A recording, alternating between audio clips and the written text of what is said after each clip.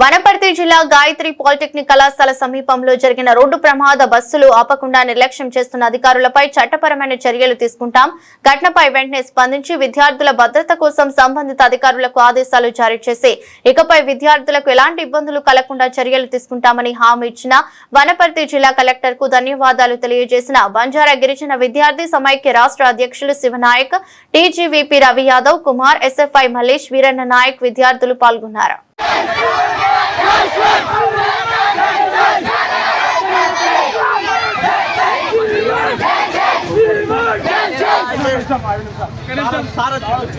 క్రమంలో ఆ విద్యార్థిని ఏదైతే ఫుడ్ కోర్ట్ నుంచి కింద పడడం జరిగింది సార్. అంటే మేము అనేక సార్లు డిఎం గారికి రిప్రజెంటేషన్ ఇచ్చినా కూడా అసలు కనీసము ఆ విద్యార్థుల యొక్క ఆవేదనలు అర్థం చేసుకోవడం లేదు సార్. ఇక్కడ సమయానికి బస్సులు ఆపడం లేదు సార్.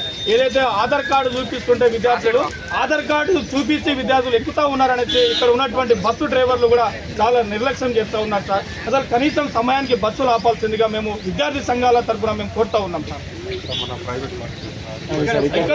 పాలిటెక్నిక్ కళాశాల ప్రిన్సిపల్ గారు వాళ్ళకి మాకు ఎన్నోసార్లు చెప్పినారో, మేము డిఎం గారికి ఎన్నోసార్లు లెటర్లు కూడా ఇచ్చినాం సార్.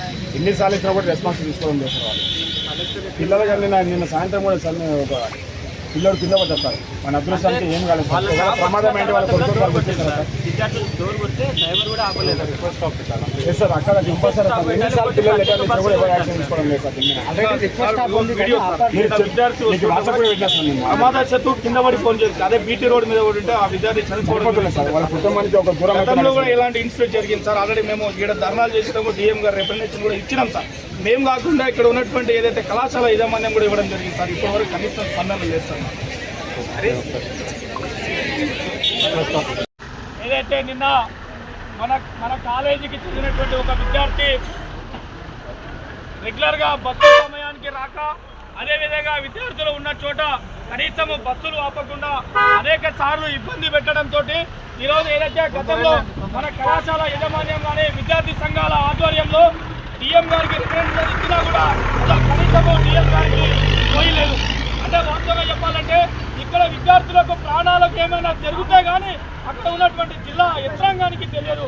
అంటే ఒకసారి మనం ఆలోచన చేయాలి. ఇక్కడ ఉన్నటువంటి విద్యార్థులకు ప్రత్యేకమైనటువంటి బస్సులు కేటాయించాల్సిందే. ఇక్కడ ఏదైతే రిక్వెస్ట్ స్టాప్ పెట్టాల్సిందే. ఏ విద్యార్థి స్కూల్ ఫామ్లో ఆపినా కూడా ఆ విద్యార్థిని వెంటనే బస్సులు ఆపాల్సిందే అనేది కూడా ఈరోజు మన విద్యార్థి సంఘాల ఆధ్వర్యంలో ఈరోజు ధర్నా చేపట్టడం జరిగింది. మనము ఏదైతే నినాదం ఇచ్చినామో వెంటనే కలెక్టర్ గారు రావాల్సిందే, విద్యార్థుల యొక్క జీవితాలను ఆదుకోవాల్సిందని ఏ నినాదం అయితే మనం పిలుపునిచ్చామో ఆ నినాదంతో ఇంతకు ముందు కలెక్టర్ గారు రావడం జరిగింది. ఖచ్చితంగా విద్యార్థుల యొక్క సమస్యలు ఏమైనా ఉంటే కూడా ఇక్కడ రిక్వెస్ట్ బోర్డు ఏర్పాటు చేస్తాం. విద్యార్థులకు ఏమైనా జరిగినా కూడా బాధ్యతగా మేము ఉంటాము. ఖచ్చితంగా ప్రత్యేకమైనటువంటి బస్సులు కేటాయిస్తాం. అయితే డిఎం గారితో నేను మాట్లాడి విద్యార్థుల సమస్యలను పరిష్కరిస్తామనేసి ఈరోజు కలెక్టర్ గారు చెప్పడం జరిగింది. కావున ఇక్కడ ఉన్నటువంటి కలెక్టర్ గారికి విద్యార్థి సంఘాల ఆధ్వర్యంలో ప్రత్యేకమైనటువంటి ధన్యవాదాలు తెలియజేస్తా ఉన్నాను.